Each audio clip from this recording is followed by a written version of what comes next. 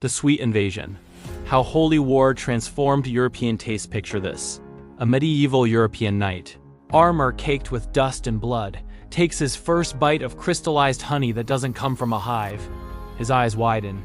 This strange white substance dissolves on his tongue with a sweetness so pure it seems divine. He doesn't know it yet, but he's just encountered sugar, and his world will never taste the same. The Crusades, those epic religious wars spanning nearly 2 centuries, are remembered for their clashing armies, heroic sieges, and political machinations. But hidden beneath the thunder of hoofbeats and clash of steel lies a quieter revolution that would transform European civilization far more profoundly than any military victory. The introduction of sugar, spices, and soap to Western palates and customs. The accidental merchants of paradise. When Pope Urban II called for the First Crusade in 1095, he promised spiritual salvation and earthly glory.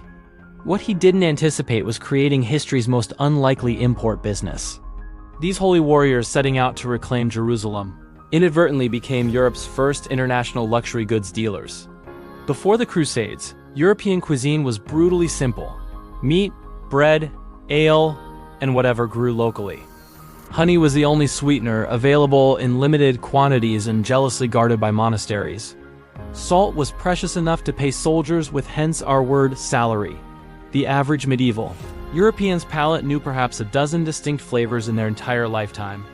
But in the markets of Acre, Damascus, and Antioch, Crusaders encountered sensory explosions that challenged everything they knew about food. Here was black pepper worth more than silver, cinnamon that could mask the taste of rotten meat, and nutmeg so valuable that a handful could buy a house in London. The sugar rush that changed history. The first Europeans to encounter sugar thought it was a type of salt. Arab merchants called it sweet salt, and initially, that's exactly how Crusaders tried to use it, sprinkling it on meat and vegetables like a seasoning. The results were revolutionary accidents that created entirely new categories of food. In the Crusader states, European cooks working alongside local chefs discovered that this miraculous substance could preserve fruits, create confections, and transform bitter medicines into palatable treatments. Sugar wasn't just a sweetener, it was culinary alchemy. Suddenly, European nobles who had tasted sugared almonds or candied ginger in the Holy Land found themselves craving these exotic pleasures back home. But here's where the story takes a darker turn. The European appetite for sugar would eventually fuel the slave trade and reshape entire continents. What began as a crusader's sweet tooth would, centuries later, power plantations across the Caribbean and Americas. The innocent desire for sweetness carried within it the seeds of unimaginable human suffering. The Spice Wars before the Spice Wars. Long before Vasco da Gama rounded the Cape of Good Hope. Long before Columbus sailed west seeking the Indies. The real Spice Wars were being fought in the markets of the Eastern Mediterranean. Crusader knights found themselves competing with Byzantine merchants, Arab traders, and Italian city-states for access to the precious cargo coming from the Far East. Pepper, the black gold of medieval trade, was so valuable that it was used as currency. A pound of pepper could buy a sheep. A sack could purchase a house. But pepper was just the beginning. Crusaders discovered cinnamon from Ceylon, cloves from the Moluccas, and cardamom from India, each spice carrying flavors that seemed to transport the eater to paradise itself. The European obsession with these flavors went beyond mere taste. Medieval medicine believed that spices could balance the body's humors, cure diseases, and even increase sexual potency.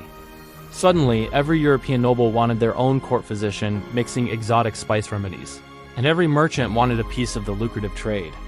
The great unwashing ends. Perhaps nothing reveals medieval Europe's transformation more starkly than the introduction of soap.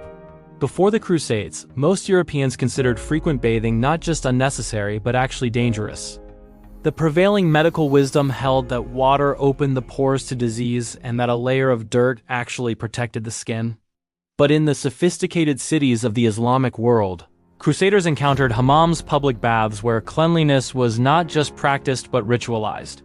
They witnessed the production of hard, long-lasting soap made from olive oil and soda ash, a quantum leap beyond the soft, quickly dissolving mixtures of animal fat and wood ash used in Europe. The cultural shock was profound. Here were infidel enemies who were not only militarily formidable, but also cleaner, better smelling, and more refined than the self-proclaimed champions of Christendom. Some crusaders initially resisted, viewing Islamic bathing practices as sinful luxury. But others embraced these discoveries with the fervor of converts. The Venetian connection. Capitalism's sweet beginning. No discussion of the Crusades' economic impact is complete without Venice, the cunning republic that turned holy war into unprecedented profit. While other European powers spent fortunes on armies and sieges, Venice invested in ships and trading posts. They provided transport for crusaders, yes, but more importantly, they established permanent commercial networks throughout the eastern Mediterranean. Venetian merchants didn't just bring back exotic goods, they brought back knowledge. They learned preservation techniques, discovered new trade routes, and established relationships with suppliers that would last centuries. By the Fourth Crusade in 1204, Venice had become so economically powerful that they convinced the Crusaders to sack Constantinople instead of continuing to the Holy Land, perhaps the most expensive business decision in medieval history. The ripple effect. How taste shaped civilization. The introduction of sugar, spices, and soap to Europe triggered cascading changes that reshaped civilization itself. The demand for these luxury goods drove technological innovation in navigation, shipbuilding, and preservation. It funded the rise of banking houses, insurance companies, and international trade networks. The profits from the spice trade helped finance the Renaissance, underwrite voyages of discovery, and build the economic foundations of the modern world. But perhaps most remarkably, these simple substances transformed European identity. A continent that had been isolated, inward-looking, and relatively uniform in its tastes, suddenly developed an insatiable appetite for the exotic. This hunger for foreign goods, flavors, and experiences became a defining characteristic of European culture, one that would drive exploration, colonization, and globalization for centuries to come. The Crusaders who set out to conquer the Holy Land ended up being conquered themselves, not by sword or siege engine, but by sugar crystals, peppercorns, and bars of soap. They returned home not just as warriors, but as unwitting ambassadors of a more sophisticated, more connected, and ultimately more delicious world. In the end, the Crusades' greatest victory wasn't military or territorial, it was sensory. They opened European minds to possibilities beyond their narrow medieval world, creating appetites that would reshape continents and define the modern age. The taste of sugar on a Crusader's tongue was nothing less than the first bite of globalization itself.